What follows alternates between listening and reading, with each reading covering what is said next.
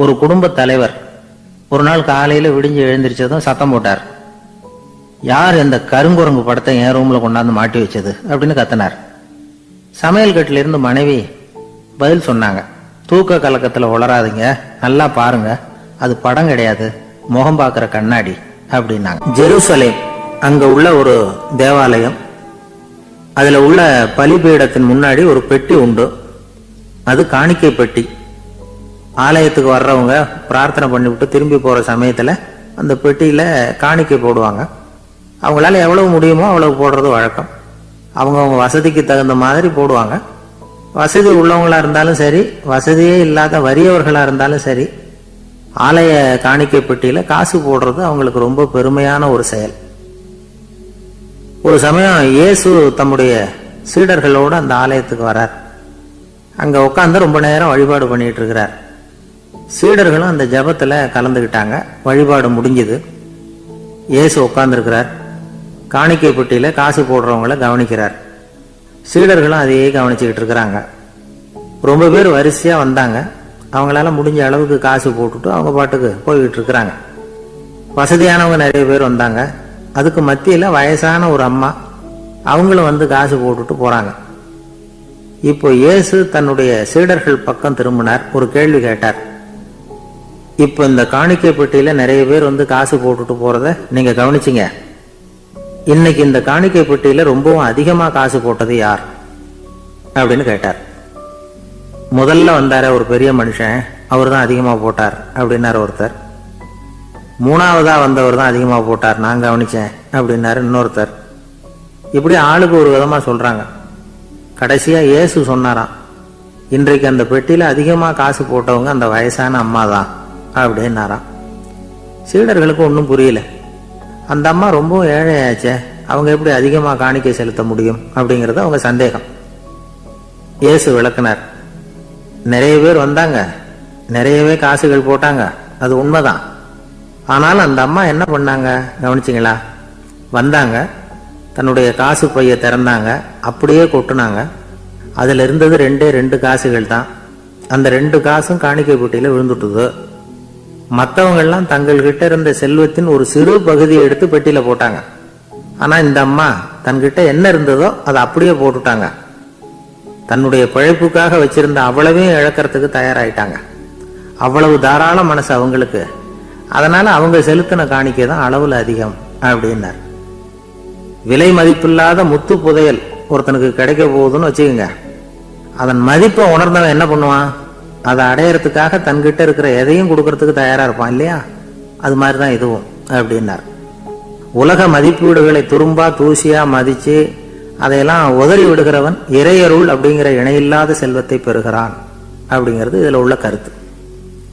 இறைவனுக்காக இழப்பதுன்னா துன்பப்படுகிறவர்களுக்காக, ஏழைகளுக்காக, ஏதுமற்றவர்களுக்காக இழப்பது அப்படின்னு அர்த்தம். உங்கள் அயலானுக்கு நீங்கள் என்ன உதவி செய்தாலும் அதை எனக்கே செய்கிறீர்கள் அப்படின்னு இயேசு சொல்லி இருக்கிறார்.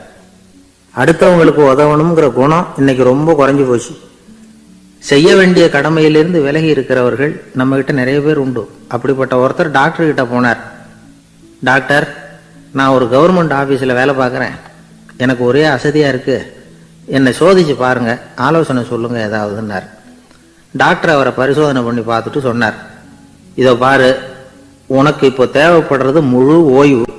நீ எவ்வளவு சீக்கிரமா ஆபீஸுக்கு போறியோ அவ்வளவுக்கு உனக்கு நல்லது அப்படின்னாராம். எனக்கு தெரிஞ்ச ஒருத்தர் இருக்கார். அவரு ஒரு பெரிய காவல்துறை அதிகாரி, ரொம்ப கண்டிப்பானவர். அவரை கண்டாவே எல்லாரும் பயப்படுவாங்க. அப்படிப்பட்டவர் வீட்டுக்கு போனா அப்படியே அடியோட மாறிடுவார். அங்க போய் பாத்தீங்கன்னா குழந்தைகளோட குழந்தையா அவர் விளையாடிக்கிட்டு இருப்பார். அலுவலக சமயத்துல பாத்தீங்கன்னா குதிரை முதுகுல அவர் உட்கார்ந்துருப்பார். வீட்டுல பாத்தீங்கன்னா அவர் முதுகுல குழந்தை உட்காந்துருக்கும். அவரு குதிரை மாதிரி போயிட்டு இருப்பார். இது எப்படிங்க முடியுது உங்களால அப்படின்னு கேட்டாங்க. அது ஒண்ணும் இல்ல, இங்க வீட்டுக்கு வந்த உடனே என்னோட மனசை தனியா எடுத்து வச்சிருவேன் அப்படின்னார். அது என்னங்க உங்க சட்டப்பையிலையா இருக்குது மனசு, அது தனியா எடுத்து வைக்கிறதுக்கு அப்படின்னு கேட்டாங்க. அப்படி இல்லைங்க, இது ஒரு பயிற்சி, மனப்பயிற்சி, அவ்வளவுதான் அப்படின்னார். இப்படி சமயம் பார்த்து மனசை தனியா வச்சுட தெரிஞ்சவங்க வாழ்க்கையில எப்பவும் உற்சாகமா இருப்பாங்க அப்படிங்கிறது பெரியவங்க கருத்து. ஒரு டாக்டர் ஆஸ்பத்திரியில் இருக்கிற வரைக்கும் டாக்டரா இருக்கலாம். அவர் மனைவிகிட்டையும் அவர் டாக்டரா இருக்க வேண்டிய அவசியம் இல்லை. ஒரு வக்கீல் கோர்ட்ல இருக்கிற வரைக்கும் வக்கீலா இருக்கலாம், வீட்டுக்கு வந்ததுக்கு அப்புறமும் வக்கீலா இருக்க வேண்டிய அவசியம் கிடையாது. வீட்டில் குழந்தைகள்கிட்ட விளையாடும் பொழுதும் அதுகள்கிட்ட ஃபீஸு கேட்டுக்கிட்டு இருக்கக்கூடாது. நாம் எப்படி இருக்கணும்னு பெரியவங்க சொல்கிறாங்கன்னா, மனசோட சேரக்கூடாதான். அப்படி சேராமல் வாழ்க்கையை கவனிக்கணுமா. மனசை அப்படியே தனியாக எடுத்து பக்கத்தில் வச்சுடணும். அப்படின்னா அதை அப்படியே தூக்கி எறிஞ்சுடு அப்படின்னு அர்த்தம் இல்லை. ஏன்னா மனசுங்கிறது நமக்கு உபயோகப்படக்கூடிய ஒன்று தான். எப்போ அது தேவையோ அப்பப்போ எடுத்து உபயோகப்படுத்திக்கணும். தேவைப்படுறப்போ எடுத்து கண்ணாடியை மாட்டிக்கிறோம்ல, படிக்கும் பொழுது கண்ணாடி தேவைப்படுதோ எடுத்து மாட்டிக்கிறோம் இல்லையா, அது மாதிரி கணக்கு போடுறதுக்கு மனசு தேவை. கடைக்கு போய் ஒரு பொருள் வாங்குகிறோம், காசு கொடுக்குறோம், மீதி சில்லறை சரியாக இருக்கா அப்படின்னு எண்ணி பார்த்து வாங்க வேண்டியிருக்கு. அந்த சமயத்தில் மனசை எடுத்து தனியாக வச்சுட்டேன் அப்படின்னு சொல்லிட்டு இருக்கக்கூடாது. பரீட்சைக்கு படிக்க வேண்டியிருக்குது, படித்ததையெல்லாம் அப்படியே நினைவில் வச்சுக்க வேண்டியிருக்கு, அந்த சமயத்தில் மனசை தூக்கி எறிஞ்சுட்டேன் சார் அப்படின்னு சொல்லிட்டு இருக்கக்கூடாது. அப்படி சொன்னால் பரீட்சை நம்மளை தூக்கி எறிஞ்சிடும். அதனால் தேவைப்படுறப்போ மனசை உபயோகப்படுத்தணும், தேவையில்லாதப்போ அதை தனியாக ஓய்வு எடுத்துக்க விட்டுடணும். இப்படி நாம் பழக்கப்படுத்திக்கிட்டா வாழ்க்கைங்கிறது நமக்கு புதுசாக தெரியுமா. மனசுக்கும் ஒரு சக்தி கிடைக்கும். எந்திரங்களுக்கு ஓய்வு கொடுக்குற மாதிரி மனசுக்கும் ஓய்வு கொடுக்கணும், இல்லைன்னா அது களைச்சி போயிடும். குழந்தைகள் மனசை சுமந்துக்கிட்டு இருக்கிறது இல்லை. இது முதியவர்கள் குழந்தைகள் கிட்டே இருந்து கற்றுக்க வேண்டிய ஒரு பாடம். ஆனாலும் இந்த கால குழந்தைகள்கிட்ட ரொம்ப எச்சரிக்கையாக இருக்க வேண்டியிருக்கு. ஒரு தாத்தாவும் பேரனும் விளையாடிக்கிட்டு இருக்கிறாங்க. தாத்தா, எனக்கு சைக்கிள் ஓட்ட கற்றுக் கொடு அப்படிங்கிறான் பேரன். சைக்கிள் உயரம் கூட இல்லை, அதுக்குள்ளே சைக்கிள் ஓட்டணுமா அப்படின்னார் தாத்தா. ஏன் தாத்தா, ரயில் ஓட்டுறாரு, அவர் என்ன ரயில் நீளமா இருக்கார் அப்படின்னு கேட்டானா அந்த பையன். ஒரு நல்ல நகைச்சுவை எப்படி இருக்கணும், இதுக்கு ஒவ்வொருத்தர் ஒவ்வொரு மாதிரியான விளக்கத்தை கொடுத்துருக்குறாங்க. ஆனா கலைவாணர் NS கிருஷ்ணன் கொடுக்குற விளக்கம் என்ன தெரியுமா? நகைச்சுவைங்கிறது அடுத்தவங்களுக்கு துன்பம் கொடுக்காம இருக்கணும், அடுத்தவங்க மனசை புண்படுத்தக்கூடாது, அதுதான் சிறந்த நகைச்சுவை அப்படிங்கிறார். அதுக்கு அவர் உதாரணமும் கொடுக்கிறார். ஒரு ஏரி ஓரமா 2 பசங்க நடந்து போயிட்டு இருக்கிறாங்க. அதுல ஒருத்தன் பணக்கார வீட்டு பையன், இன்னொருத்தன் ஏழை. இவங்க 2 பேரும் போயிட்டு இருக்கிறாங்க. வழியில ஒரு இடத்துல ஒரு ஜோடி செருப்பு இவங்க கண்ணுல படுது. ஒரு விவசாயி அந்த செருப்பை அங்க விட்டுட்டு பக்கத்துல இருந்த ஏரியில கை காலை கழுவிட்டு இருக்கிறார். உடனே அந்த பணக்கார பையனுக்கு ஒரு ஐடியா. அவன் சொன்னானா, டேய், இப்போ ஒரு வேடிக்கை செய்யலாம், அந்த செருப்பு 2ஐயும் தூக்கி எட்டத்துல வீசி எரிஞ்சிருவோம். அந்த ஆள் பார்த்துட்டு செருப்பை தேடி அல்லாடுவான், அங்கேயும் இங்கேயும் ஓடுவான், திருன்னு முழிப்பான். அதை பார்த்து நாம ரசிக்கலாம், நல்ல தமாஷா இருக்கும் அப்படின்னு இருக்கான். இப்படி சொல்லிவிட்டு அந்த செருப்புகளை தூக்கத்துக்கு போனானா. கொஞ்சம் பொறு அப்படின்னானா அந்த ஏழை பையன். ஏன்னு கேட்டிருக்கான் அவன். இப்போ அந்த ஏழை பையன் சொன்னானா, நீ சொல்றது ஒன்றும் வேடிக்கை கிடையாது, உன்னோட செருப்பு தொலைஞ்சா உன் அப்பா உடனே உனக்கு வேற செருப்பு வாங்கி கொடுத்துருவார். ஆனால் அந்த ஆளுக்கு இந்த செருப்பு தொலைஞ்சதுன்னா வேற புதுசாக வாங்கறதுக்கு வாயையும் வயத்தையும் கட்டி பணத்தை சேர்க்க வேண்டியிருக்கும். அதனால நான் ஒரு வேடிக்கை சொல்கிறேன், அது மாதிரி செய், அது இன்னமும் தமாஷா இருக்கும் அப்படின்னு நானா. எப்படி அது சொல்லுன்னு இருக்கான் அவன். செருப்பு 2ம் அது இருக்கிற இடத்துலயே இருக்கட்டும், உன் சட்டப்பையிலிருந்து ஒரே ஒரு ₹1 நாணயத்தை எடு, அதை அந்த செருப்பு மேலே அதோட குதிகால் பகுதியில் வச்சுட்டு நாம 2 பேரும் அந்த மரத்துக்கு பின்னாடி ஓடி போய் மறைஞ்சு நின்றுக்குவோம், அப்புறம் பாரு வேடிக்கைய அப்படின்னா. அதே மாதிரி ₹1 காசு செருப்பு மேலே வச்சுட்டு இவங்க 2 பேரும் மறைஞ்சு நின்றுக்கிட்டாங்க. கொஞ்ச நேரத்தில் அந்த விவசாயி வந்தார். காலில் உள்ள மண்ணை தட்டிவிட்டு செருப்பை மாட்டுறதுக்காக போனார். அங்கிருந்த காசு கண்ணில் போட்டுட்டுது. அவருக்கு ஆச்சரியமா போச்சு. அதை கையில் எடுத்து பார்க்குறார். 4 பக்கமும் திரும்பி திரும்பி பார்க்குறார், யார் இதை வச்சிருப்பான்னு. கடைசியில் ஆகாயத்தை பார்க்குறார். ஆண்டவா, இது உன்னோட கருணை தான், நீ தான் யாரோ புண்ணியவான் மனசில் தர்மம் பண்ணுற எண்ணத்தை உண்டாக்கி இருக்கிற, அந்த புண்ணியவான் நல்லா இருக்கணும் அப்படின்னு வாழ்த்தி அந்த காசை கண்ணில் ஒத்திக்கிட்டாராம். மறைஞ்சிருந்து பார்த்துக்கிட்டு இருந்த ஏழை பையன் இப்படி சொன்னான், பாத்தியா, உன்னை புண்ணியவான்னு வாழ்த்திக்கிட்டு போறார் அந்த ஆள், அவருக்கும் சந்தோஷம், அதை பார்த்து நமக்கும் சந்தோஷம். உனக்கு ₹1 ஒரு பெரிய விஷயம் இல்லை, ஆனால் அதனால நமக்கு கிடைச்சிருக்கிற மகிழ்ச்சி ரொம்ப உயர்வானது அப்படின்னு நானா. வேடிக்கையும் கிண்டலும் இது மாதிரி அடுத்தவங்களுக்கு இடைஞ்சலா இல்லாமல் இருக்கணும் அப்படிங்கிறார் கலைவாணர்.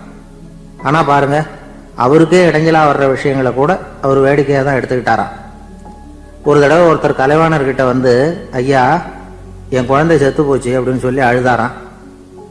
உடனே இவர் அவருக்கு 100 ரூபா பணத்தை கொடுத்து, இந்தாங்க அடக்கம் செய்யுங்க அப்படின்னு சொல்லி அனுப்பி வச்சாராம். 1 வருஷம் கழிச்சு மறுபடியும் அதே ஆள் வந்திருக்கார். இவர் மறந்துருப்பாருங்கிற நினைப்புல, அண்ணே என் குழந்தை இறந்து போச்சுண்ணே அப்படின்னாராம்.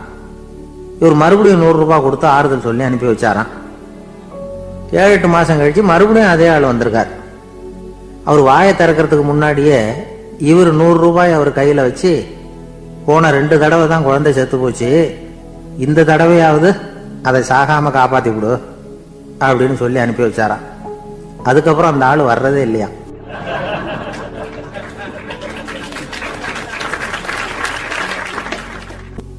ஒரு நாள் ஒரு நண்பரை சந்திச்சேன். உங்க வீடு எதுன்னு உங்களுக்கு தெரியுமா சார்ன்னு. அவர் என்ன ஒரு மாதிரியா பார்த்தார். அப்புறம் சொன்னார், தெரியும் அப்படின்னாரு. சரி, உங்க தொலைபேசி எண் உங்களுக்கு தெரியுமான்னு. அதுவும் தெரியும்னார். உங்க மனைவி மக்கள் யார் யாருன்னு உங்களுக்கு தெரியுமான்னு கேட்டேன். என்ன ஒரு மாதிரியா பார்த்தார். அப்புறம் சொன்னார், அதுவும் தெரியும் சார் அப்படின்னார். சரி, நீங்க யாருன்னு உங்களுக்கு தெரியுமான்னு கேட்டேன். இப்பதான் அவர் முழிக்க ஆரம்பிச்சார். அவர் மட்டும் அப்படி இல்லை, நாம எல்லாருமே அப்படிதான். எதிரில் நிக்கிறது யாருங்கிறது தெரியும், நாம யாருன்னு நமக்கு தெரியாது.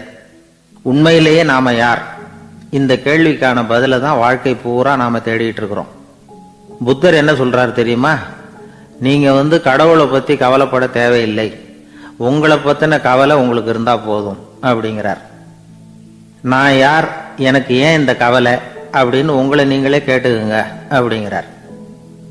நாம ஏன் கடவுளை படைச்சோம்?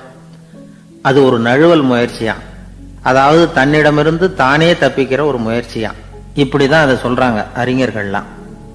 மக்கள் பொய்யான பிரச்சனைகள்ல ஆர்வமா இருக்கிறாங்க, அதுக்கு தீர்வு காணவும் முயற்சி பண்றாங்க. கடவுளை பத்தி விவாதிக்க எல்லாருக்கும் விருப்பம், தன்னுடைய சுயம் பற்றிய பிரச்சனையே இருக்கிறது இல்ல. ஆகக்கூடிய விஷயம் என்னன்னா, கடவுள் சமாளிப்புக்கு பயன்படுத்தப்படுகிறார். மனவியல் என்ன சொல்லுது தெரியுமா? கடவுள், சொர்க்கம், மறுபிறவி இதை பத்தி எல்லாம் பேச ஆரம்பிக்கிறவங்க யார் தெரியுமா? போருக்கு போறவன், துன்பத்துல சிக்கி கஷ்டப்படுறவன், நோய் படுக்கையில விழுந்தவன், இவங்க தான். நாம அனுபவத்திலே பார்க்கிறோமே இதையெல்லாம். கடவுளை துணைக்கு கூப்பிடுறவங்க யாருன்னு கவனிச்சு பாருங்க. பரீட்சை எழுத போறவன், வேலை தேடி அலையிறவன், பண நெருக்கடியில் இருக்கிறவன், விபத்துல சிக்கிக்கிட்டவன், இவங்கெல்லாம் தான். தேர்வுல வெற்றி பெற்றதும் அவரை துணைக்கு கூப்பிடுறது இல்லை, வேலை கிடைச்சதும் அவர் துணை தேவைப்படுறது இல்லை. ஏன் இப்படி? கொஞ்சம் யோசனை பண்ணி பாருங்க. துன்பம் வருகிற போது அந்த துன்பத்தை தவிர்க்க வேண்டிய நிலையில அதிலிருந்து நழுவி போறதுக்காக பிரார்த்தனை தேவைப்படுது. எல்லாம் நல்லபடியா நடக்கிறப்போ பிரார்த்தனை செய்யறது இல்லை. புத்தருடைய வழி என்ன தெரியுமா? அந்த வழியில கடவுளும் கிடையாது, பிரார்த்தனையும் கிடையாது. புத்தர் செய்தது இதைத்தான். அதாவது கடவுள்கிட்ட இருந்து மனிதனையும், மனிதன் கிட்ட இருந்து கடவுளையும் அவர் விடுவித்தார். புத்த மதம் என்ன சொல்லுது தெரியுமா? கடவுள் பிரச்சனை அல்ல, மனிதன் தான் உண்மையான பிரச்சனை அப்படின்னு சொல்லுது. உங்களை நீங்க நல்லா தெரிஞ்சுக்கிட்டா போதும், நீங்களே கடவுள் ஆயிடுவீங்க அப்படிங்கிறது தான் புத்த மதம். அதனால நமக்கு தேவை உள்முக பயணம். நான் யார் அப்படிங்கிற கேள்வியோட உள்ள போகணும். அங்க போனாதான் தெரியும் நான் அப்படின்னு அங்க யாருமே இல்லைங்கிறது. இதெல்லாம் புத்தர் சொல்லுகிற ஒரு தத்துவம்.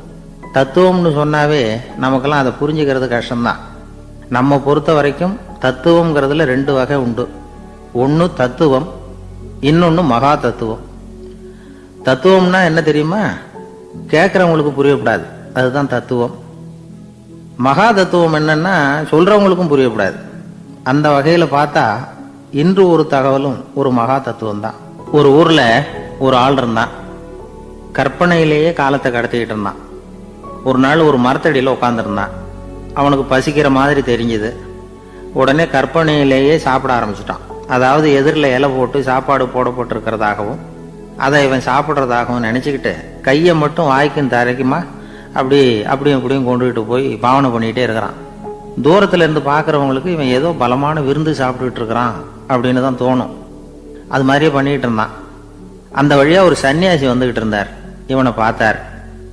என்ன இவன் இப்படி பண்ணிட்டு இருக்கிறானே அப்படின்னு நினைச்சாரு. கொஞ்ச நேரம் அவனையே உத்து பார்த்துக்கிட்டு இருந்தார். இவரை பார்த்ததும் அவன் இன்னமும் சுவாரஸ்யமா சாப்பிட ஆரம்பிச்சுட்டான். அப்பப்பா, என்ன இது, இந்த குழம்பு இவ்வளவு காரமா இருக்கு, என்னுடைய நாக்கே எரிஞ்சு போடும் போல இருக்க அப்படின்னு சொல்லிட்டு பக்கத்தில் ஒரு குவளையை எடுத்து தண்ணி குடிக்கிறது மாதிரி பாவனை பண்ணுறான். அப்பாடா இப்போ கொஞ்சம் பரவாயில்ல அப்படின்னு சொல்லிக்கிட்டு குவளையை கீழே வைக்கிறது மாதிரி ஒரு பாவனை பண்ணுறான். சன்னியாசி பார்த்தார். என்னப்பா சாப்பாட்டில் காரம் அதிகமோ அப்படின்னார். ஆமாம் சுவாமி, ஞாபகம் மறதியில் கொஞ்சம் மிளகாய் அதிகமாக சேர்த்துக்கிட்டேன் அப்படின்னா. சரி சாப்பிடு அப்படின்னு சொல்லிட்டார். அவன் சாப்பிட்டு முடிக்கிற வரைக்கும் பொறுமையாக உட்காந்துருந்தார். அவன் அப்பாடா அப்படின்னு சொல்லிட்டு மறுபடியும் தண்ணியை எடுத்து குடித்தான். எல்லாம் கற்பனையிலேயே. அதுக்கப்புறம் சன்னியாசி பேச ஆரம்பித்தார். இதை பாருப்பா, உன்னுடைய கற்பனையை நான் மெச்சுறேன். இருந்தாலும் உன் சாப்பாட்டில் ஒரு இனிப்பையும் வச்சிருக்கலாமே, ஏன் மிளகாயை அளவுக்கு அதிகமாக போட்டுவிட்டு அவஸ்தைப்படுறேன் அப்படின்னார். அவன் யோசிக்க ஆரம்பித்தான். அதுக்கப்புறம் இவர் சொன்னார், இதை பாருப்பா, இனிமேல உன்னுடைய கற்பனையும் உயர்ந்ததாக இருக்கட்டும் அப்படின்னு உபதேசம் பண்ணிவிட்டு போனார். எப்பவும் உயர்வை பற்றியே சிந்திக்கணும்.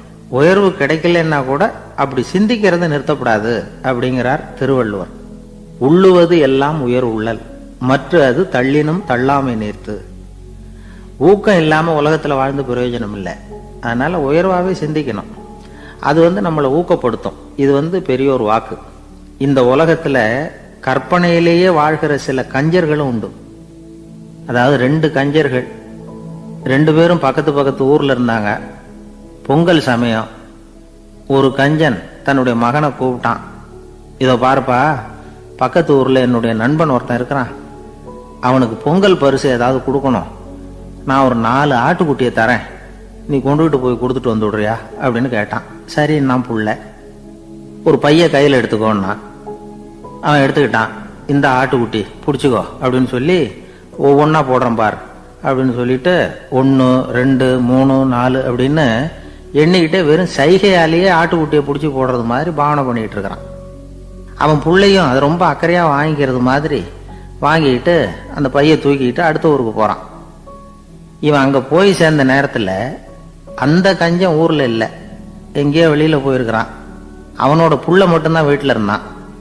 இவன் அவங்கிட்ட, இதை பாரு, எங்கள் அப்பா உங்கள் அப்பாவுக்கு ஆட்டுக்குட்டி கொடுத்து அனுப்பியிருக்கிறாரு, பிடிச்சிக்கோ அப்படின்னு சொல்லி பாவனையிலேயே ஒவ்வொன்றா எடுத்து அவங்ககிட்ட கொடுத்துட்டான். அவனும் வாங்கிட்டான் வாங்கிறது மாதிரி. அப்புறம் சொன்னான், சரிப்பா, நானும் பதிலுக்கு ஏதாவது ஒன்றுகிட்ட கொடுக்கணும் இல்லையா, அதனால் அந்த பைய புடி, ஒரு 10 எலுமிச்சம்பழம் தரேன், பதிலுக்கு அதை நீ எடுத்துகிட்டு போ அப்படின்னு சொல்லி கையாலேயே ஒவ்வொன்றா எடுத்து போடுறது மாதிரி பாவனை பண்ணிவிட்டான். அவனும் ரொம்ப நன்றி அப்படின்னு சொல்லிவிட்டு அதை வாங்கிட்டு போயிட்டான்.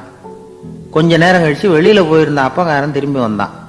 உள்ள சொன்னான், அப்பா, உன்னோட நண்பர் அவருடைய மகன் மூலமாக உனக்கு 6 ஆட்டுக்குட்டி கொடுத்து அனுப்பியிருந்தார், நானும் பதிலுக்கு ஒரு 10 எலுமிச்சம்பழம் கொடுத்து அனுப்பியிருக்கிறேன் அப்படின்னா.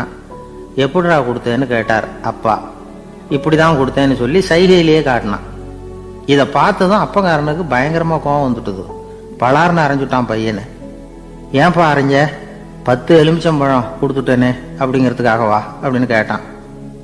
அது கூட பரவாயில்ல, நீ காட்டுற சைகையை பார்த்தா ஆரஞ்சு பழம் சைஸுக்கு இருக்குதே, அவ்வளவு பெருசா ஏன் கொடுத்த? அதுதான் எனக்கு கோபம் அப்படின்னா.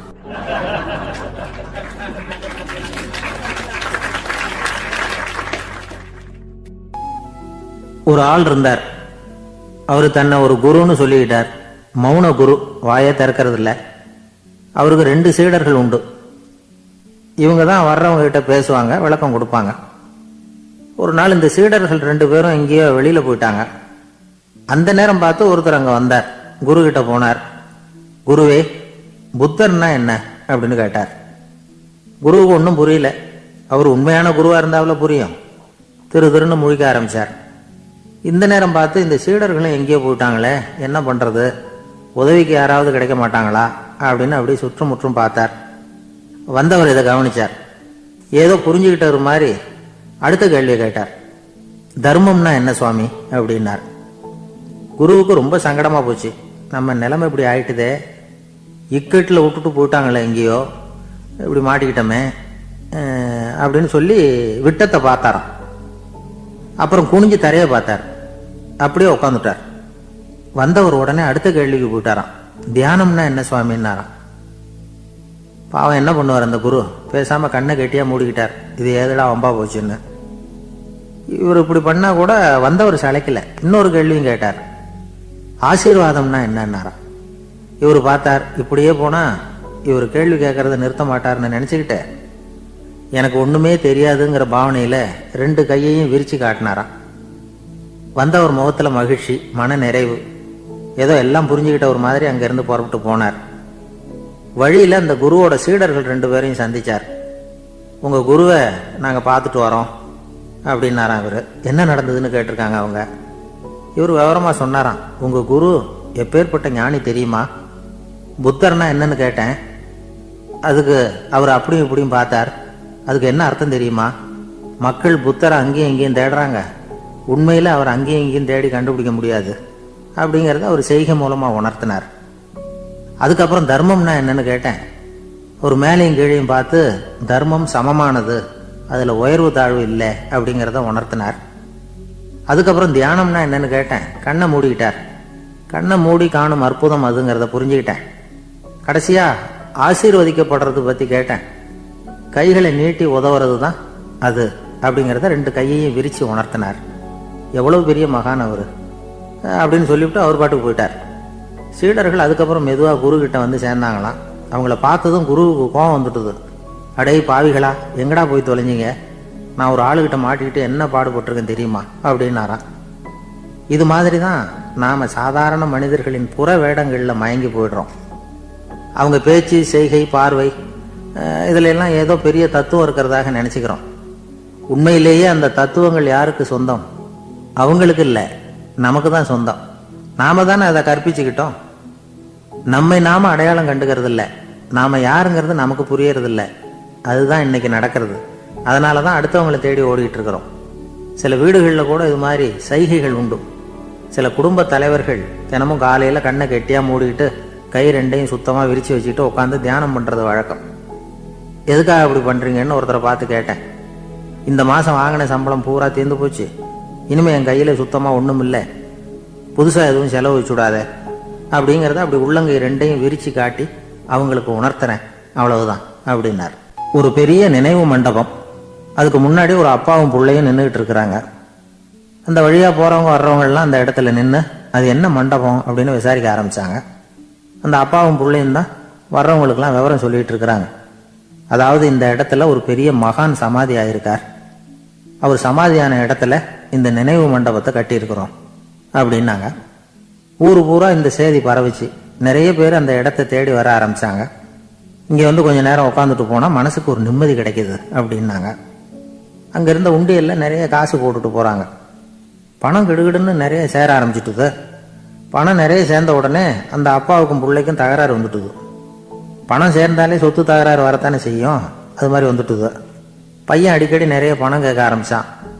அப்பா பார்த்தார், யோசனை பண்ணார், ஒரு முடிவுக்கு வந்தார். ஒரு நாள் பையனை கூப்பிட்டார். இதை பாருப்பா, நமக்குள்ள தகராறு வேணாம். அப்பாவும் பிள்ளையும் இப்படி சண்டை போட்டுக்கிட்டா பார்க்குறவங்க தப்பாக நினைப்பாங்க. அதனால் நமக்குள்ள சமரசமாக இதை தீர்த்துக்குவோம், என்ன சொல்கிற அப்படின்னார் அப்பா.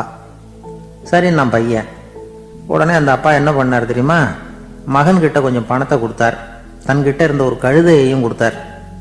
இதை வச்சு நீ பொழைச்சிக்கோ அப்படின்னு சொல்லி அனுப்பி வச்சுட்டார். மகன் அந்த கழுதையை இழுத்துக்கிட்டு அடுத்த ஊருக்கு போனான். வழியிலேயே அந்த கழுதை செத்து போச்சு. உடனே என்ன பண்ணலாம்னு யோசனை பண்ணான். ஒரு ஐடியா வந்தது. அந்த கழுதையை ஒரு சாலை ஓரமாக புதைச்சான்.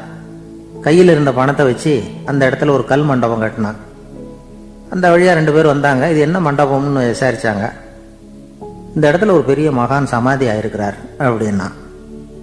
இந்த செய்தி ஊர் பூரா பரவ ஆரம்பிச்சுட்டுது. நிறைய பேர் வந்து போக ஆரம்பித்தாங்க. இங்கே வந்தால் மனசுக்கு ஒரு பெரிய நிம்மதி கிடைக்குது அப்படின்னு வேற சொல்ல ஆரம்பித்தாங்க. வர வர கூட்டம் அதிகமாக வர ஆரம்பிச்சுட்டுது. உண்டியலில் பணம் நிறைய சேர்ந்துட்டுது. நகையெல்லாம் கூட கழட்டி காணிக்கையாக போட ஆரம்பிச்சுட்டாங்க. அப்பாவை விட மகன் பெரிய ஆளாயிட்டான். இதை கேள்விப்பட்டார் அப்பா. பையனை பார்த்துட்டு வரலாம்னு ஒரு நாள் புறப்பட்டு வந்தார். பையன் ஓஹோன்னு இருக்கிறான். பங்களா, காரு எல்லாம் வந்துட்டுது. எப்படிடா இந்த அளவுக்கு ஆனே அப்படின்னு விசாரிச்சார். அப்பா, எல்லாம் உங்கள் ஆசீர்வாதம் தான். நீங்கள் கொடுத்த மூலதனத்தை வச்சு தான் இவ்வளவும் சம்பாதிச்சேன் அப்படின்னு நான் பையன். அது எப்படிறான்னு விசாரிச்சார். அப்பா, நீங்கள் ஒரு கழுத குட்டியும் கொஞ்சம் பணமும் என்கிட்ட கொடுத்து அனுப்பி வச்சிங்க. அதை எடுத்துக்கிட்டு வந்தேன். வர்ற வழியில் அந்த கழுதை செத்து போச்சு. உடனே யோசனை பண்ணேன். அந்த கழுதையை இந்த இடத்துல புதைச்சேன். கையில் இருந்த பணத்தை வச்சு மண்டபம் கட்டினேன். மகான் ஒருத்தர் சமாதி ஆயிருக்கார் அப்படின்னு வதந்தியை கிளப்பி விட்டேன். ஜனங்கள்லாம் ஏமாந்து போய் காசை கொண்டாந்து போட ஆரம்பிச்சிட்டாங்க. நான் பொழைச்சிக்கிட்டு இருக்கிறேன் அப்படின்னா, இப்போதான்டா நீ என் புள்ள அப்படின்னு சொல்லி சந்தோஷப்பட்டாரான் அந்த அப்பா. ஏன் அப்படி சொல்கிறீங்கன்னு கேட்டிருக்கான் பையன். கழுத குட்டியை புதைச்சி மண்டபம் கட்டியிருக்கிற நீ, ஏற்கனவே நம்ம ஊரில் நாம் கட்டியிருக்கிறோமே மண்டபம், அது இந்த கழுதையோட அம்மாவை புதைச்ச இடம். மகான் சமாதி ஆயிருக்காருன்னு நானும் சும்மா கப்ஸா தான் விட்டுக்கிட்டு இருக்கேன் அப்படின்னாரான் அப்பா.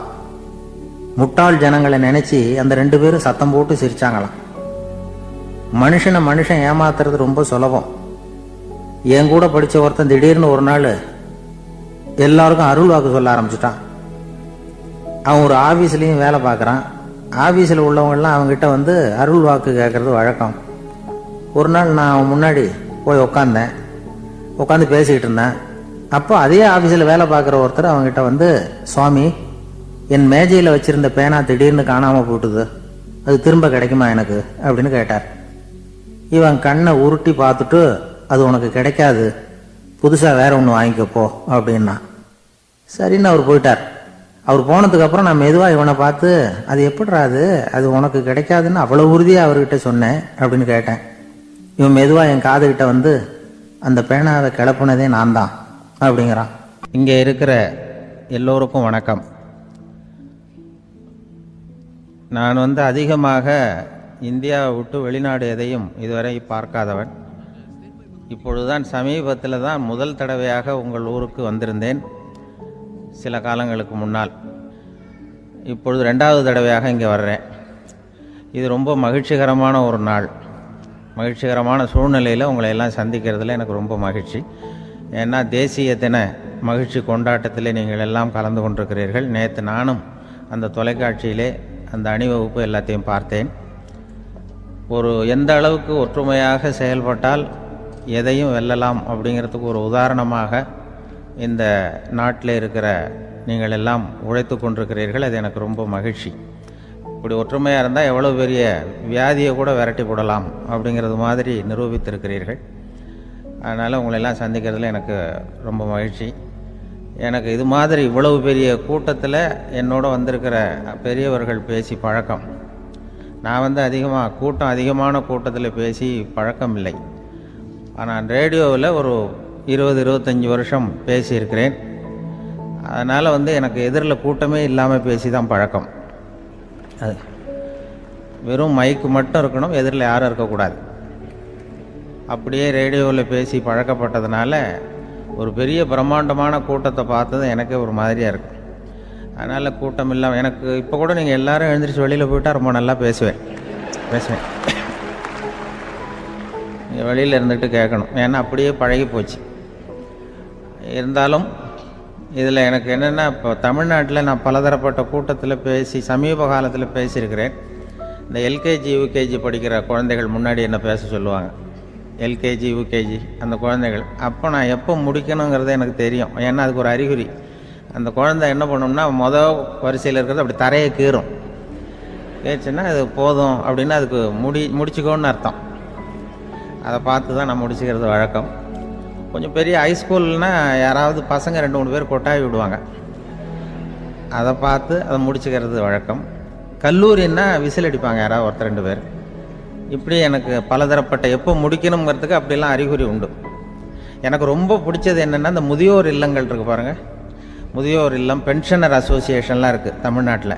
எல்லாம் 60-70 வயசுக்கு மேற்பட்டவர்கள். அவங்க கூட்டத்தில் பேசுகிறது தான் எனக்கு ரொம்ப பிடிக்கும். ஏன்னா நான் பாட்டுக்கு பேசிக்கிட்டே இருப்பேன், அவங்களும் அசையாமல் கேட்டுக்கிட்டு இருப்பாங்க. அதுக்கு என்ன காரணம்னா காது கேட்காது. அது எனக்கு அப்புறம்தான் தெரியும். பேசி முடிச்சுட்டு இறங்கி போனால் அந்த மொதல் பெஞ்சில் உட்காந்துருக்கிற ஒரு நாற்காலில், என்ன சார் முடிச்சிட்டிங்க போல் இருக்கு அப்படிம்பார். எப்படி சார் கண்டுபிடிச்சிங்க? அதான் இறங்கி வந்தீங்கல்ல அப்படிம்பார். அதனால் அது மாதிரி கூட்டத்தில் ஒன்றும் எனக்கு சுத்தமாக யாரும் இருக்கக்கூடாது எதிரில். இல்லைன்னா அந்த முதியோர் இல்லம் மாதிரி அப்படி காது கேட்காதவங்களாம் உட்காந்துருக்கணும். இங்கே அப்படி இல்லை, எல்லாம் ரொம்ப விழிப்போடு இருக்குங்க, காதை திறந்து வச்சுக்கிட்டு. அது மாதிரி என்ன போன்ற ஆட்களுக்கு இது கொஞ்சம் இது பேசுகிறதும் சில பேருக்கு என்னென்னா, பேச்சு மைக்கை பார்த்ததும் எனக்கு எப்போ நேரம் காலம் தெரியாது, முடிக்கிறதுக்கு தெரியாது. அப்படியும் உண்டு பேச்சாளர்கள் பல ரகம். நான் கூட இப்போ ஒரு ஏற்பாடு பண்ணியிருக்கிறேன். என்னுடைய நண்பர் சுபாஷ்னு ஒருத்தர் வந்திருக்கார். அவர்கிட்ட சொல்லியிருக்கேன், நான் எப்போ முடிக்கணும்னு தோணுதோ அப்போ லேசாக தலையை சொறி நான் முடிச்சுக்கிறேன். என்ன கடிகாரமும் கிடையாது, ஒன்றும் கிடையாது. நான் எப்போ ஆரம்பிக்கிறேன் எப்போ முடிக்கிறேன்னு தெரியாதுன்னு சொன்னேன். இதே மாதிரி கும்பகோணத்தில் சமீபத்தில் ஒரு கூட்டத்துக்கு போகும்பொழுது அந்த ஏற்பாட்டாளரை உட்கார வச்சு, நீ முடிக்கணும்னு தோன்றப்ப தலையை சொரியா நான் புரிஞ்சுக்கிறேன்னு சொல்லிவிட்டு, பெரியோர்களே தாய்மார்களேன்னதும் உடனே தலையை சொரிஞ்சாங்க. என்னையா அதுக்குள்ளே என்ன இல்லை, இது தலை அரிக்குது அதனால் சொரிகிறேன், நீ அது வேறு மாதிரியாக சொரிவேன்னு சொன்னார். அப்படி ஒருத்தர் ஏற்பாடு பண்ணி உட்கார வச்சுருக்கேன் எதிரில். அவர் இன்னும் தலைக்கு கையை கொண்டு போகல, முதல் வரிசையில் உட்கார வச்சுருக்கிறேன். ஏன்னா இந்த பேசுகிறவங்களுக்கு அந்த கூட்டம் பார்த்துட்டா முடிக்கிறது எப்போ முடிக்கிறது என்ன எதுன்னு தெரியாது. அது பேச்சாளர், ஒரு பேச்சாளர் அவர் பாட்டு பேசிகிட்டே இருந்தாராம், ரொம்ப நேரம் பேசிகிட்டு இருந்திருக்கார். பேசிகிட்டு இருந்தால் ஒன்றும் புரியல, நேரங்காலம் தெரியல. அவருக்கே தோணி ஒரு கட்டத்தில் அந்த பேசுகிறவருக்கு, ஐயா மன்னிச்சுக்கோங்க, நான் ரொம்ப நேரம் பேசிட்டேன் போல் இருக்கு, எவ்வளோ நேரம் பேசினேன்னு எனக்கே ஞாபகம் இல்லை, இந்த கை கடிகாரத்தை கூட பார்க்க மறந்துட்டேன், என்னை மன்னிச்சுக்கோங்க அப்படின்னாராம். அப்போ கோபமாக ஒருத்தர் எழுந்திரிச்சு, ஏன்யா கடிகாரத்தை தான் மறந்த, பின்னாடி மாட்டிருக்கிற காலண்டரையாவது பார்க்கக்கூடாதா அப்படின்னாராம். அப்போ தான் தெரியுது அவன் வாரக்கணக்கில் பேசிக்கிட்டு இருந்திருக்கான். போன வெள்ளிக்கிழமை ஆரம்பித்து இந்த சனிக்கிழமை முடிக்கிறது மாதிரி அப்படி ஆகிடும். ஏன்னா கடிகாரமும் கிடையாது. அது மாதிரி பேசுகிற பேச்சு ஆனால் பேசுனா என்ன சொல்லுவாங்கன்னா, எந்த பேச்சை கேட்டாலும் ஒரு தன்னம்பிக்கை வரணுமா கேட்குறவங்களுக்கு, அதுதான் நல்ல பேச்சு அப்படின்னு சொல்லுவாங்க. கேட்குறவங்களுக்கு ஒரு தன்னம்பிக்கை, வாழ்க்கையில் ஒரு பிடிப்பு வரணும், தன்னம்பிக்கை வரணும். அப்படிப்பட்ட எண்ணத்தில் தான் அவங்கெல்லாம் நல்ல கருத்துக்களை சொல்ல வந்திருக்கிறாங்க. அது என்னென்னா, ஒரு ஒரு ஒரு ஒரு இளைஞன் எங்கெங்கேயோ வேலை தேடி இருக்கான், வேலையே கிடைக்கல. உடனே ஒரு தண்டவாளத்தில் போய் தற்கொலை பண்ணி தண்டவாளத்தில் தலையை வச்சு படுத்துட்டானான். யாரும் வேலை கொடுக்கல, தண்டவாளத்தில் போய் தற்கொலை பண்ணி எடுத்து படுத்துருக்கான். அப்போது ரெண்டு பக்கமும் திரும்பி பார்க்குறான், ரயிலே வரல. என்னடா தற்கொலை பண்ணால் கூட ரயில் வர மாட்டேங்குது அப்படின்னு சொல்லிட்டு பார்த்துருக்கேன். அப்போ யாரோ ஒருத்தர் பேசிகிட்டு இருக்கார், ஒரு திடலில் கூட்டம், பெரியவர் பேசிகிட்டு இருக்கார். நம்ம அந்த பெரியவர் போய் கொஞ்ச நேரம் அந்த கூட்டத்தையாவது கேட்டுட்டு வருவோம், நீ ரயில் வர்ற பாட்டை காணும், அப்புறம் தலையை வச்சு படுத்துக்குவோம் அப்படி நேராக அந்த கூட்டத்துக்கு போனால் ஒரு திடலில் ஒரு பெரிய மனுஷன் பேசிகிட்டு இருக்கார். தன்னம்பிக்கை, வாழ்க்கையில் இளைஞர்கள் ரொம்ப தன்னம்பிக்கையோடு இருக்கணும் அப்படி இப்படின்னு பேசிகிட்டு இருக்கார். இவன் போய் உட்காந்து கேட்டான். இந்த இளைஞன் 1 மணி நேரம் கேட்டான். 2000 பேர் உட்காந்து கேட்டுக்கிட்டு இருந்தாங்க. உடனே கூட்டம் முடிஞ்சுது, கூட்டம்லாம் கலைஞ்சி போச்சு. அந்த பெரியவர் பேசிக்கிட்டு இருந்தாரே அவரை போய் இவன் சந்தித்தான். இளைஞன், ஐயா நான் தற்கொலை பண்ணிக்கணுங்கிற எண்ணத்தோடு வந்தேன், தண்டவாளத்தில் தலையை வச்சு படுத்தேன், ரயில் வரல, அந்த நேரம் உங்கள் பேச்சு குரல் தான் கேட்டுது, நான் உங்கள் பேச்சை கேட்டேன், 1 மணி நேரம் கேட்டேன், கேட்டு முடித்ததுக்கப்புறம் என்னுடைய எண்ணத்தை நான் மாற்றிக்கிட்டேன், நான் இனிமேல் தற்கொலை பண்ணிக்க மாட்டேன் அப்படின்னா. அவர் பேச்சாளருக்கு ரொம்ப பெருமை, இதுதான் ஒரு பேச்சுக்கு அடையாளம், இப்படி தான் இருக்கணும். சரி, அந்த முடிவுக்கு எப்படி நீ வந்தேன்னு கேட்டார். இப்போ உங்கள் பேச்சை இந்த கூட்டத்தில் எவ்வளோ பேர் கேட்டுக்கிட்டு இருந்தாங்க சார் அப்படின்னு கேட்டான். ஒரு 2000 பேர் இருக்கும்பா அப்படின்னார் அவர். அப்போ அந்த இளைஞன் சொன்னானா, ஒரு 2000 பேரை ஒரே நேரத்தில் சாகடிக்கிற நீ உயிரோடு இருக்கிறப்போ நான் எதுக்கு சார் சாகணும்? நான் இது வரைக்கும் யாருக்கும் எந்த கெடுதலும் பண்ணலை, நான் இனிமேல் சாக மாட்டேன் சார்ட்டு போயிட்டானா. அப்படி கேட்குறவங்களுக்கு ஒரு தன்னம்பிக்கை வரணும். அது எப்படியோ வந்தால் போகிறோம். இப்போ எங்கள் பேச்சை கேட்டுவிட்டோம், அந்த ரகத்தில் வந்தாலும் சரிதான். வாழ்க்கையில் ஒரு பிடிப்பு வரணும் அப்படிங்கிறது தான் ஒரு சிறந்த பேச்சுக்கு அடையாளம்னு சொல்லுவாங்க. அப்படி அது பண்ணுறது. இதில் என்னென்னா, இந்த மனிதனுக்கு அந்த சிரிப்பு இருக்குது பாருங்கள், அதை பற்றி சொல்லுவாங்க. நகைச்சுவை, குடும்பத்தில் நகைச்சுவை உணர்வு இருந்ததுன்னா குழப்பமே வராதுன்னு சொல்லுவாங்க. பேச்சாளர்கள் என்னென்னா, சில பேர் தெளிவாக, அதாவது தெளிவாக பேசி குழப்புறவங்க இருக்கிறாங்க, குழப்பமாக பேசி தெளிவுபடுத்துகிறவங்க இருக்கிறாங்க. அப்படிப்பட்ட பேச்செல்லாம் உண்டு. குழப்பமாக பேசி தெளிவுபடுத்துறது யாருன்னா சித்தர்கள். நம்ம பழைய சித்தர் பாட்டெல்லாம் பார்த்திங்கன்னா படிக்கிறதுக்கு குழப்பமாக இருக்கும், ஆனால் அது கருத்து தெளிவாக இருக்கும். அதுதான் குழப்பமாக பேசி தெளிவுபடுத்துகிறவரெலாம் பழைய நம்ம சித்தர்கள். தெளிவாக பேசி குழப்புறவங்க இருக்கிறாங்க சில பேச்சாளர்கள். பேச்சாளருக்காக ஒருத்தன் ஆடு மேய்ச்சிக்கிட்டு இருந்தானா, ஒரு ஆடு மேய்ச்சிக்கிட்டு இருந்திருக்கிறான் ஒரு திடலில். அந்த ஆடு மேய்க்கிற அந்த ஆள் ரொம்ப தெளிவாக பேசணும்னு நினைக்கிறவன். அவர்கிட்ட போய் கேட்டிருக்கான், அந்த ஆள்கிட்ட போய் ஒருத்தன் கேட்டான், மந்தையில் எத்தனை ஆடுப்பா இருக்கு அப்படின்னா. அப்போ அவன் சொன்னான், நான் ஆடு மேய்க்கிறேன் சார், எதையும் தெளிவாக கேட்கணும், நீ கருப்பாட்டை கேட்குறியா வெள்ளாட்டை கேட்குறியா அப்படின்ட்டுருக்கான்.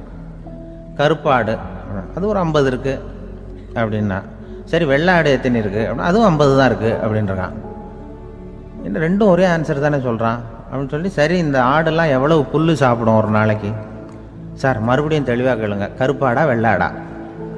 கருப்பாடு அப்படின்னா 10 கிலோ சாப்பிடும். சரி வெள்ளாடு அதுவும் 10 கிலோ சாப்பிடும். ரெண்டுக்கும் அதே தான் சொல்கிறான். சரிப்பா இது எல்லாம் எவ்வளவு பால் கறக்கும் இந்த ஆடெல்லாம்? சார் திருப்பி சொல்ல தெளிவாக கேளுங்க, கருப்பாடா வெள்ளாடான்னா? கருப்பாடு தினம் 5 லிட்டர் கறக்கும், வெள்ளாடு அது 5 லிட்டர் தான் கறக்கும். அப்புறம் இப்படியே இவன் தெளிவாக பேசி இவன் என்ன சொல்லிட்டு வரான்னு தெரியல. ரெண்டும் ஒரே ஆன்சர் தான், அப்புறம் எதுக்கு பிரித்து பேசுகிறேன், ரெண்டும் ஒன்று தாடா சொல்கிறேன்னு இருக்காரு. அப்படி இது ஆரம்பத்திலே கேட்டால் சொல்லிட்டு போகிறேன். ஏன்னா ஏன் அப்படி தெளிவாக பிரித்து கேட்குறேன்னா, அந்த கருப்பாடெல்லாம் எதிர்த்த வீட்டுக்காரனுக்கு சொந்தம் அப்படின்னா, சரி வெள்ளாடு அதுவும் எதிர்த்த வீட்டுக்காரனுக்கு தான் சொந்தம் அப்படின்னா. இப்போ என்ன பேச நான் தெளிவாக பேசி குழப்பிக்கிட்டு இருக்கான்னு அர்த்தம். இப்போ எதுக்கு இந்த அறிகுறியை சொல்கிறேன்னா, நான் பேசுகிறது கூட அப்படி தான் இருக்கும். ஏன்னா குழப்பமாக பேசி தெளிவுபடுத்துகிறவர்கள் பின்னாடி வராங்க, அவங்க கொஞ்சம் அவங்க. அதனால் நம்மளால் முடிஞ்ச வரைக்கும் கொஞ்சம் தெளிவாக பேசி உங்களை குழப்பி வச்சோம்னா அவங்க வந்து பின்னாடி பார்த்துக்குவாங்க. அதுதான்.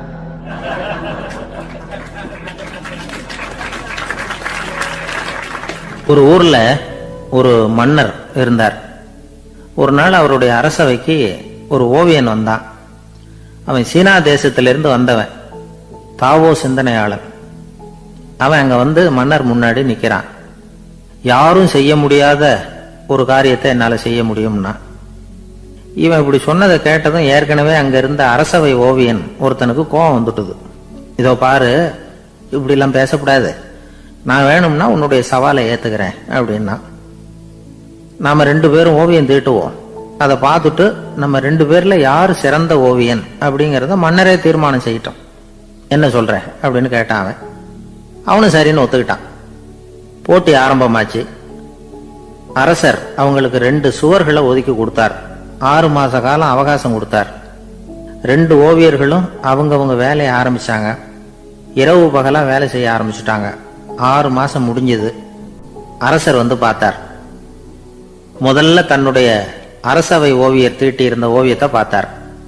ரொம்ப பிரமாதமா இருந்தது, பாராட்டினார். இதோ பாரு, உன்னுடைய ஓவியம் அற்புதமா இருக்கு, உயிரோட்டம் உள்ளதா இருக்குது, கலையின் உச்சமே இதுதான், இதை விட சிறந்த ஒரு ஓவியத்தை வேற யாராலையும் படைக்க முடியாது அப்படின்னார். அதுக்கப்புறம் அந்த சீன ஓவியன் கிட்ட போனார். எங்க உன்னுடைய ஓவியம்னு கேட்டார். திரைச்சீலையை விலக்கி விட்டு பாருங்கன்னா. மன்னர் வந்து அந்த திரைச்சீலையை விளக்குனார். உள்ள வந்து ஓவியம் இருக்க வேண்டிய இடம் கண்ணாடி மாதிரி தெரிஞ்சுது.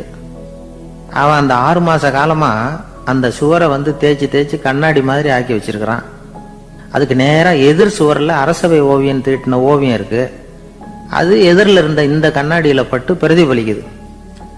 மன்னர் யோசனை பண்ண ஆரம்பிச்சார்.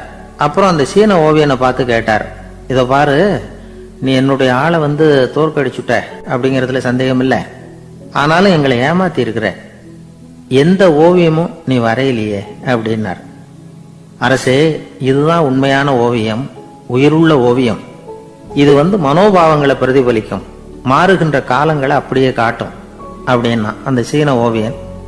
கையால வரைகிற ஓவியங்கள்ல சலனம் இல்லை, கண்ணாடி அப்படி கிடையாது, சக்தியின் ஓட்டம் அதுல எப்பவும் இருந்துகிட்டே இருக்கும், கண்ணாடி மட்டுமே ஜீவன் உள்ள ஓவியமா இருக்க முடியுங்கிறத அந்த சீன ஓவியன் தெரிஞ்சு வச்சிருந்தான். ஏன்னா அவன் ஒரு தாவோ சிந்தனையாளன். ஒவ்வொரு குழந்தையும் இந்த கண்ணாடியோட தான் பிறக்குது. ஆனா நாம என்ன செய்யறோம்னா, ஓவியங்களை கண்ணாடி மீது பதிப்பிச்சு விடுறோம். கண்ணாடி நம்மளை பிரதிபலிக்குது. நம்முடைய அழகோ அவலட்சணமோ கண்ணாடியை பாதிக்கிறது இல்லை. ஏன்னா அதுக்கு மனம் கிடையாது. கடந்து போன வினாடியை பத்தி அது சிந்திக்கிறது இல்லை. அடுத்த கணத்தை பத்தின எதிர்பார்ப்பும் அதுகிட்ட கிடையாது. அதுதான் பற்றற்ற நிலை. மனிதனுக்கு தேவைப்படுறது அதுதான். கண்ணாடி கிட்ட இருந்து நாம வந்து கற்றுக்கொள்ள வேண்டிய பாடம் இது. வாழ்க்கையில வந்து மனிதர்களை நேசிக்கலாம், உலகின் அழகையெல்லாம் பிரதிபலிக்கலாம், ஆனா எதையும் பற்றி கொண்டு விடக்கூடாது அப்படிங்கிறது பெரியவர்கள் அறிவுரை. துயரம்ங்கிறது பற்றுக்களின் சாயை. கண்ணாடி முன்னாடி நிக்கிறப்போலாம் நமக்கு இந்த ஞாபகம் வரணுமா. எனக்கு எங்க ஊர்லயே ஒரு பேர், எங்க ஊர் நண்பர்கள் கூட இங்க வந்திருக்கிறாங்க. எங்க ஊர்ல இருக்கிறவங்க இந்த ஊர்ல வேலை பார்க்கறாங்கிறது எங்க ஊர் பக்கத்து ஊர் இப்பதான் தெரியும். வந்த பிறகு நண்பர்கள்லாம் வந்து பார்த்தாங்க. எங்கள் ஊர் பையங்கள்லாம் இங்கே இருக்கிறாங்கங்கிறது எனக்கு இப்போ தான் தெரியும். எங்கள் ஊரில் அவங்களுக்கு தெரியும் எனக்கு பேர் என்னென்னா எல்லாம் நல்லா செய்வேன், கொஞ்சம் பொய் சொல்லுவேன் அப்படிம்பாங்க. அதுக்கு இப்போவும் சொல்லுவாங்க. எங்கள் ஊரில் ஒரு பெரியவர் கேட்டார், உனக்கு சின்ன வயசுலேயே உனக்கு ரேடியோவில் வேலை கிடைக்கும்னு எனக்கு தெரியும்ப்பா அப்படிம்பார் ஒரு தாத்தா. அது எப்படி தாத்தா உங்களுக்கு தெரியும், அவ்வளோ தீர்க்க தரிசனமா? ஆனால் இல்லை நீ சின்ன வயசில் கூட ஒரு பொய்யை கூட நிஜ மாதிரி பேசுவேன், அதனால தான் உனக்கு அங்கே வேலை கிடைச்சிது அப்படின்னு சொல்லுவாங்க. அது மாதிரி இந்த பொய் சொல்கிறதுல கொஞ்சம் அதுதான் என்கிட்ட உள்ள குறையே தவிர கொஞ்சம் பொய் சொல்லுவேன், வேறு மற்றதெல்லாம் தெளிவாக இருக்கும். இதுவே சொன்னாராம், அதாவது கடவுள்கிட்ட போய் புகார் பண்ணாங்களாம். கடவுள்கிட்ட போய் ஒருத்தர் புகார் பண்ணியிருக்கிறார், நீ படைத்த மனுஷன்லாம் பூலோகத்தில் பொய் சொல்கிறாங்க, ரொம்ப எல்லாரும் பொய் சொல்கிறாங்க, நீ படைத்த மனுஷன் சரியா இல்லை அப்படின்னு கடவுள்கிட்ட போய் புகார் பண்ணாங்களாம். அப்போ கடவுள் சொன்னாராம், என்னை யாரும் ஏமாற்ற முடியாதுப்பா, நான் வந்து அதுக்கு ஒரு ரிமோட் கண்ட்ரோல் மாதிரி ஒன்று வச்சுருக்கேன், இங்கே பாரு, எதிர்த்தாவில் பாரு என்ன தெரியுது அப்படின்னா பிரம்மாண்டமான செவுரு, அதில் லட்சக்கணக்கான எலக்ட்ரிக் பல்புலாம் சொருவிருக்கு, அதெல்லாம். அப்போ கடவுள் சொன்னாராம், புகார் சொன்னவனை கூப்பிட்டு, இதை பாருப்பா, எலக்ட்ரிக் பல்பு, பூலோகத்தில் நாம் படைத்த மனிதர்கள் யாராவது பொய் சொன்னால் இங்கே விளக்கு எரியும், எந்த ஏரியாவில் எவ்வளவு விளக்கு எரியுது அப்படிங்கிறத பார்த்து நான் கண்டுபிடிச்சிருவேன், நான் படைத்த மனிதர்களை என்னை ஏமாற்ற முடியாது, எவ்வளவு பேர் எங்கே பொய் சொல்கிறாங்கிறது இந்த விளக்கை பார்த்து கண்டுபிடிச்சிருவேன் நான் கடவுள். இப்படி சொல்லிகிட்டு இருக்கும்பொழுது எல்லா விளக்கம் எரிஞ்சுதான். அப்போ புகார் பண்ணவங்க கேட்டிருக்கான், இது ஏதாவது ஒயரிங்கில் கோளாறாக இருக்குமா சார், இது ஏன் இப்படி எல்லாம் எரியுது அப்படிங்கிறப்ப கடவுள் சொன்னாராம், இல்லை இப்போ இப்போ வந்து சிங்கப்பூரில் தென்கட்சி சுவாமிநாதன் பேசிக்கிட்டு இருக்கார்,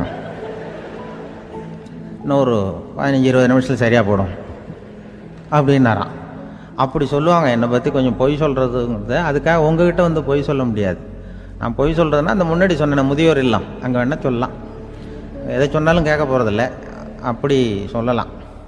ஏன்னா இப்போ இதில் என்னென்னா, இவங்க ஐயாக்கெல்லாம் இங்கே வந்ததும் பெரியவங்கள்லாம் சொன்னாங்க, முஸ்தபா சார்லாம் சொன்னார், இங்கே வந்து முன்னாடிலாம் எங்கள் மனிதர்கள் எந்த அளவுக்கு இப்போ வந்து ரொம்ப ஆக்கப்பூர்வமாக வளர்ந்துருக்கிறார்கள்.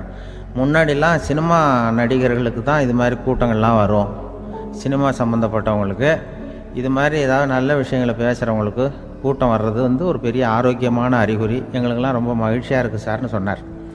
அது இப்போ அதுக்கு தான் வந்திருப்பீங்க, வேறு ஒன்றும் இப்போ எங்கள் முகத்துக்காக வந்திருக்க போகிறீங்க, அப்படி ஒன்றும் கவர்ச்சியான முகமா அதுவும், அதனால் வந்து முகத்தை பார்க்குறதுக்கு தான் வந்திருக்கிறாங்க அப்படின்னு சொல்லி. ஆனால் இந்த ரேடியோவில் நான் கொஞ்ச காலம் வெளியில் தெரியாமல் இருந்தேன். அப்போ என்ன பண்ணுவாங்கன்னா, என்ன வருவாங்க எங்கள் ரேடியோ ஸ்டேஷனுக்கு வருவாங்க, சார் அந்த தினம் ரேடியோவில் பேசுகிறாரு இன்று ஒரு தகவல், அவர் முகத்தை பார்த்துட்டு போகணும் சார் அப்படின்ட்டு வருவாங்க. ஏன்னா இப்போ தொலைக்காட்சியில் வர்றதில்லை, அதில் என்னென்னா அப்படி ஒரு தடவை வர்றவங்க அடுத்த தடவை வர்றதில்லை.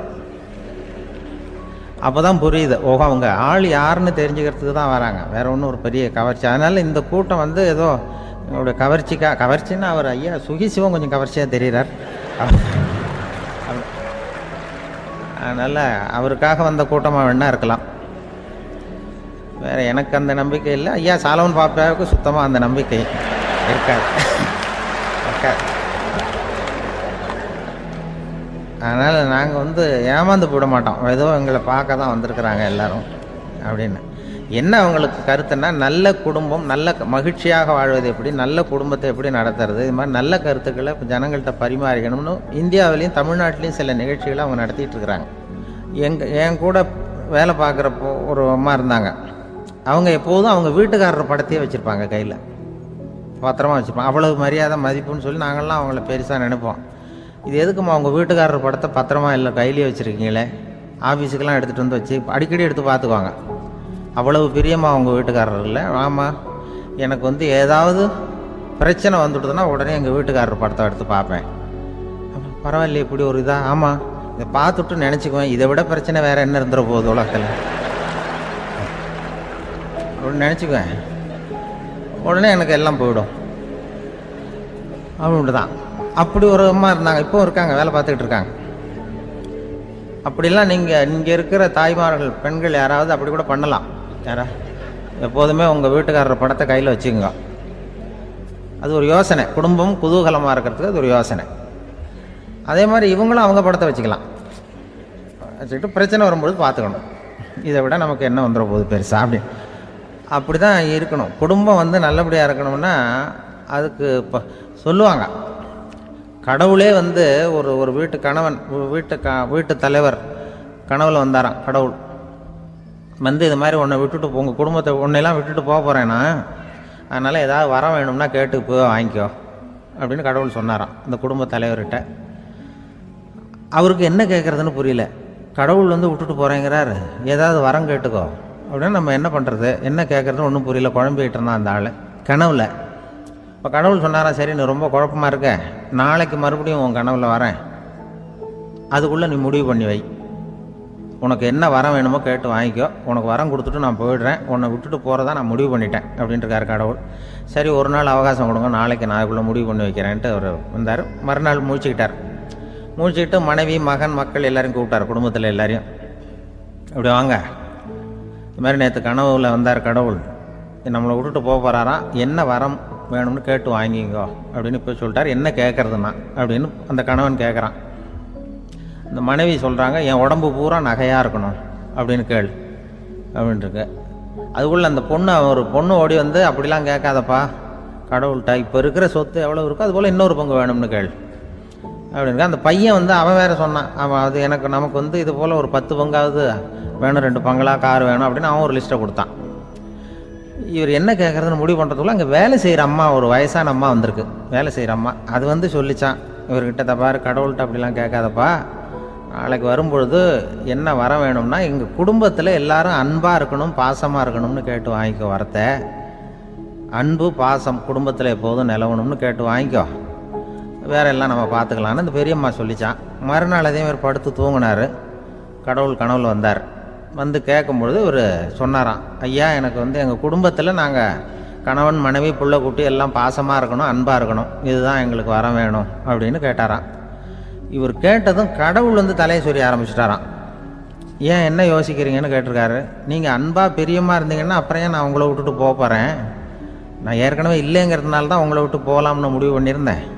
இப்போ நீங்கள் ஏற்கனவே பாசமாக இருந்தீங்கன்னா நான் இனிமேல் போக மாட்டேன், அதனால் ஏன் முடிவை மாற்றிக்க வேண்டியதுதான், உங்கள் கூட தான் இருக்க போகிறேன்னாராம். இப்படி ஒரு கதை சொல்லுவாங்க. அதனால் ஒரு குடும்பத்தில் அந்தந்த உறவு முறைகள் சரியாக இருக்கிற வரைக்கும் எல்லாம் நல்லாயிருக்கும். அங்கே தான் அங்கே இறைவன் வாழும் இல்லம்ங்கிறாங்களே, அதுதான் அது. அதில் அந்த குடும்ப தலைவருங்கிறவர் கணவன் அப்படிங்கிறதுனால அவருக்கு தான் பொறுப்பு. அவருக்கு நிறைய சகிப்புத்தன்மை வேணும், கோபம் வரக்கூடாது, யார் என்ன சொன்னாலும் போகணும். சில கணவன்மார்கள் வந்து எது சொன்னாலும் மனைவி வந்து தட்டுறதில்லை. அங்கே போனால் போவாங்க, எதுக்கு போக சொல்கிறேன்னு கேட்குறதில்ல, போகிறது, இங்கே வான்னா வர்றது. திருவள்ளூர் மனைவி இருந்தாருன்னு சொல்கிறாங்கல்ல, அது மாதிரி. அது எப்படின்னா ஒருத்தர் சொன்னார், அது அப்படி இல்லை, அதுக்கு ஒரு கதை சொன்னார். ஹிட்லர் வந்து வந்தாராம் ஒரு தடவை, ஒரு பெரிய கப்பல் மேலே, கப்பலுடைய மேல் தளத்தில் ஹிட்லர் வந்துக்கிட்டு இருக்கார். ஒரு இங்கிலீஷ் கேப்டன் எதிரில் நிற்கிறான். அவனுக்கு பெரிய ஆச்சரியம், இந்த ஆள் எப்படி இப்படி ஒரு தனி மனிதனாக இருந்துக்கிட்டு உலகத்தையே இப்படி இந்த பாடுபடுத்துகிறார் அப்படின்னு சொல்லி, உன்னுடைய வெற்றிக்கு என்ன காரணம்னு கேட்டாராம் அந்த இங்கிலீஷ் கேப்டன்.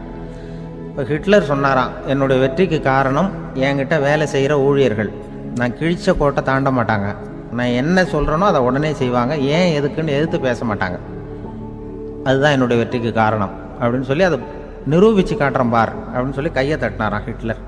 உடனே ஒரு சிப்பாய் அங்கேருந்து வந்து லெஃப்ட் ரைட்னு போட்டு வந்து சல்யூட் பண்ணி நின்னான். உடனே ஹிட்லர் சொன்னார், நீ அப்படியே இந்த கப்பல் மேல் தளத்துலேருந்து அப்படி கடலில் விழுந்து செத்து போடா அப்படின்னு பொத்துன்னு குதிச்சுட்டான். எதுக்கு சொல்கிறேன் என்ன இதில், உடனே குதிச்சு செத்து போட்டான். இவருக்கு பெரிய ஆச்சரியம் கேப்டனுக்கு.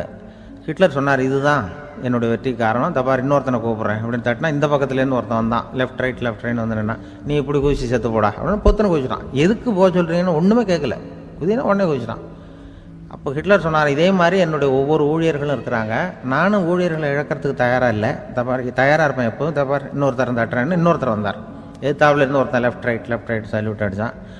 நீயும் குதிச்சு செத்து போடான்ருக்கார் ஹிட்லர். இவனால் பொறுக்க முடியல, இந்த இங்கிலீஷ் கேப்டன் அனாவசியமாக ஒவ்வொருத்தனாக குதிச்சுட்றானேன்னு சொல்லி ஓடி போய் அவனை குதிச்சிட்டான். குதிக்கிறதுக்கு முன்னாடி பிடிச்சி தனியாக எடுத்துகிட்டு போட்டான். தனியாக எடுத்துகிட்டு போய் அந்த சிப்பாய்கிட்ட கேட்டாரான் அந்த இங்கிலீஷ் கேப்டன், ஏன்ப்பா அந்த ஆள் குதிக்க சொல்கிறான்னா நீ ஏன் எதுக்குன்னு கேட்குறது இல்லையா, உடனே குதித்து செத்து போகிறீங்களே, இதெல்லாம் என்ன அநியாயம் அப்படின்ட்டுருக்கான் அந்த இங்கிலீஷ் கேப்டன் கையை பிடிச்சிக்கிட்டு. உடனே அந்த சிப்பாய்க்கு கோவம் வந்துட்டு தான், உடையா கையை, இவன்ட்ட வேலை பார்க்குறத விட உழுந்து செத்து போகலாம், நான் குதிக்கிறான், என்ன அனாவசியமாக எதுக்கே இருக்க சொல்கிறேன் அப்படின்னு சொல்லி குதிச்சுட்டானா. அதனால் இந்த உடனே சொல்கிறத செய்கிறாங்க பாருங்கள், அவங்கள நம்பக்கூடாது. கணவன்மார்களுக்கு ஒரு எச்சரிக்கை, சொல்கிறத உடனே செஞ்சுருவாங்க மனைவி, நீ அங்கே போனால் போவாங்க வரணும் அது ஹிட்லர் மாதிரி நினைக்கிறாங்கன்னு அர்த்தம். இதுகிட்ட பேசிக்கிட்டு இருக்கிறத விட சொல்கிறத செஞ்சுட்டு போடுவோமே. அப்படி சமாளிக்கிற கணவன்மார்கள் உண்டு. குடும்பத்தில் அப்படிலாம் இருந்து சமாளிக்கிறாங்க. குடும்பத்தில் ஒருத்தர் அனுசரிப்பு தன்மைங்கிறது ரொம்ப அவசியம். கணவன் மனைவின்னா அனுசரித்து போகணும்னு சொல்லுவாங்க. அதாவது ஒரு கணவன் அதுக்காக தான் அந்த காலத்துலலாம் ஒரு வீட்டுக்கு மாப்பிள்ளை தேடுறதுங்கிறது ஒரு பெரிய குடும்பத்தை நிர்வகிக்கிற அளவுக்கு ஒரு கணவனாக வரக்கூடிய எப்படி இருக்கணும் அப்படின்னா, அந்த காலத்தில் புலி வேட்டைக்கு போகணும். ஒரு பொண்ணுக்கு மாப்பிள்ளை தேடுறதுன்னா நம்ம தமிழ் பழக்கம் என்னென்னா, காட்டுக்கு போய் ஒரு புலியை வேட்டையாடிட்டு வரணும்.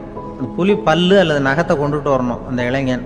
அதை வீட்டில் கொடுப்பான். அதை தான் கட்டி அதை இதாக கட்டுவாங்க, மாலையாக போடுவாங்க, தாலியாக கட்டுவாங்க. அதாவது வீரம் இருக்கா பையனுக்குன்னு பார்ப்பாங்க. ஒரு பொண்ணு வேணும்னா நீ முதல்ல வீட்டுக்கு பொண்ணு கேட்க போகக்கூடாது, காட்டுக்கு போகணும். போய் புளியை கொண்டு வா, அதுக்கப்புறம் தான் உனக்கு பொண்ணு அப்படின்னு சொல்லுவாங்க. இப்போவெல்லாம் ஏன் போகிறது இல்லைன்னா, இப்போலாம் ஒருத்தனை காட்டுக்கு போய் புலிப்பல் கொண்டு வரனா புலி தான் மாப்பிள்ளையாக வரும். அதனால தான் இப்போ போகிறதில்ல யாரும் காட்டுக்கு. அப்போ பெண்களும் ரொம்ப வீரமாக இருந்தாங்க. பெண்கள் மூலம் அந்த காலத்தில் எப்படின்னா, முறத்தாலேயே புலியை துரத்துவாங்களாம். நம்ம பழைய பாட்டிலெல்லாம் பார்த்துருப்பீங்க. முறத்தால் புலியை விரட்டினாங்கன்னு வரும் பழைய பாட்டு. அந்த அளவுக்கு பெண்களுக்கு வீரம். இப்போ கல்யாணம் ஆகி இந்த காலத்தில் ஒரு கணவனை விரட்டிட்டு வந்தாங்களாம் முறத்தை எடுத்துக்கிட்டு. ஒரு மனைவி அவன் பயந்துட்டு வெளில ஓடி வரான். பின்னாடி முறத்தை எடுத்துகிட்டு அந்த அம்மா ஓடி வருது. இவனை தனியாக பிடிச்சி கொண்டு போய், என்னப்பா இந்த மனைவிட்டு இப்படி பயந்து ஓடி வரையே, முறத்தால் துரத்துறா இப்படி வரையே அப்படின்னு தான் அவன் அப்படியே தடுமாறிக்கிட்டு, அதெல்லாம் ஒன்றும் இல்லை, அவன் என்ன புலியாக நினைக்கிறா அப்படின்னு ஒரு பெருமையாக சொல்லிட்டானான். அந்த காலத்தில் புலியை தான் முறத்தால் விரட்டினாங்க, இப்போ புருஷனை விரட்டுறாங்க அப்படின்னு சொல்லி. அப்படி அந்த காலத்தில் கணவனுக்கு ஒரு குடும்பத்தை நிர்வகிக்கிற திறமை இருக்கா, உடல் வலிமை தான் முக்கியம். இப்போ கூட மதுரை பக்கத்தில் ஐயாவுக்கு தெரியும், அந்த இளவட்டக்கல்லுன்னு ஒரு ஊர். இப்போ ஊருக்கு ஊர் எல்லையில் கிடக்கும். ஊர் எல்லையில் ஒரு பெரிய கல் கிடக்கும். அந்த ஊருக்கு பொண்ணு கேட்க போகிறவங்க அந்த கல்லை தலைக்கு மேலே தூக்கி காட்டணும். அப்படியே தூக்கி தலைக்கு மேலே வசதி கீழே போடணும். அந்த வலு இருந்தால் தான் நீங்கள் அந்த ஊருக்குள்ளேயே போகலாம், பொண்ணு கேட்கறதுக்கு போகலாம். இல்லைன்னா நீ திரும்பி போக வேண்டியதான். அந்த வலிமை இருக்கா மாப்பிள்ளைன்னு பார்க்குறாங்க. இளவட்டக்கல்லுன்னு பேர். அப்போ என்ன பண்ணாங்கன்னா, ஒரு 1000 வருஷத்துக்கு முன்னாடி அந்த கல்லை தலைக்கு மேலே தூக்கி கீழே போடுவாங்களாம். ஒரு 500 வருஷத்துக்கு முன்னாடி அப்படி கொஞ்சம் தூரம் இடுப்பு அளவுக்கு தூக்கி கீழே போட்டுக்கிட்டு இருந்துருக்குறாங்க. அதுக்கப்புறம் ஒரு 100 வருஷத்துக்கு முன்னாடியெல்லாம் அப்படி முழங்கால அளவுக்கு அப்படி தூக்கி போட்டால் போகிறோம்னு வச்சுருந்தாங்களாம். இப்போ நான் அந்த ஊருக்கு என் கூட பழனிசாமின்னு ஒருத்தர் இருக்கார். அவர் போய், உனக்கு எப்படிப்பா இந்த ஊரில் கல்யாணம் ஆச்சு அப்படின்னா, இப்போலாம் நாங்கள் தொட்டு கும்பிட்டா போகிறோம், அதை அசைக்கிறது கூட இல்லை. அப்படி ஆகிட்டுது. ஒரு குடும்பத்தை கணவனாக வரப்போகிறவனுக்கான தகுதி